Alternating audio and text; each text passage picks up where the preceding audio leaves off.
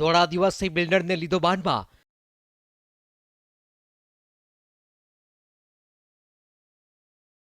વહેલી સવારે બિલ્ડરનું કરાયું અપહરણ।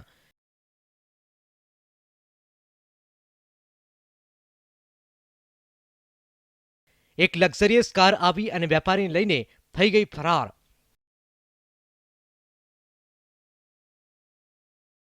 આ વેપારી બીજું કોઈ નહીં પરંતુ બોટાદનો જ નામાંકિત બિલ્ડર દિલાવર હમીદ હતો।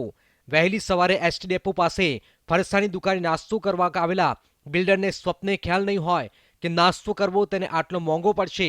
વહેલી સવારે દિલાવર હમીદ નાસ્તો કરી રહ્યો હતો ત્યારે જ એક બોલેરો કાર આવી, તેમાંથી 4 શખ્સો ઉતર્યા અને વેપારીને હથિયાર બતાવી તેનું અપહરણ કરી ફરાર થઈ ગયા। જોકે આ સમગ્ર ઘટના કેદ થઈ સીસીટીવી કેમેરામાં।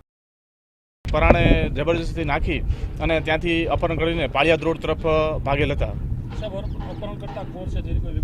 અપહરણકર્તામાં એક નામ જાણવા મળેલ છે જે કુલદીપભાઈ શિવકુભાઈ ખાંચર રહે પાળિયાદ રોડ રામદેવ હોટલની પાછળ, અને બીજા જે ચાર અજાણ્યા ઇસમો છે તેમનું નામ જાણવા મળેલ નથી। પહેલા પણ થઈ ચૂક્યા છે ખૂની હુમલા। અંગત અદાવતમાં કરાયું અપહરણ। 4 શખ્સો સામે નોંધાઈ પોલીસ ફરિયાદ। હાલ વેપારીના ભાઈએ કુલદીપ માત્રા અને અન્ય 4 શખ્સો સામે પોલીસ ફરિયાદ નોંધાવી છે। વેપારીના ભાઈનું માનીએ તો અંગત અદાવતમાં કુલદીપ માત્રાએ તેના ભાઈનું અપહરણ કર્યું છે। આ પહેલા પણ વેપારી પર ખૂની હુમલા થઈ ચૂક્યા છે તો વેપારીને ખંડણી માટે ફોન પણ કરવામાં આવ્યા છે। જો કે વેપારીના પરિવારજનોએ પુત્ર પરત ન આવે ત્યાં સુધી કંઈ પણ કહેવાનું ટાળ્યું છે।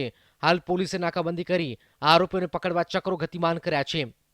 પ્રકાશ સોલંકી, ETV ન્યૂઝ, બોટાદ।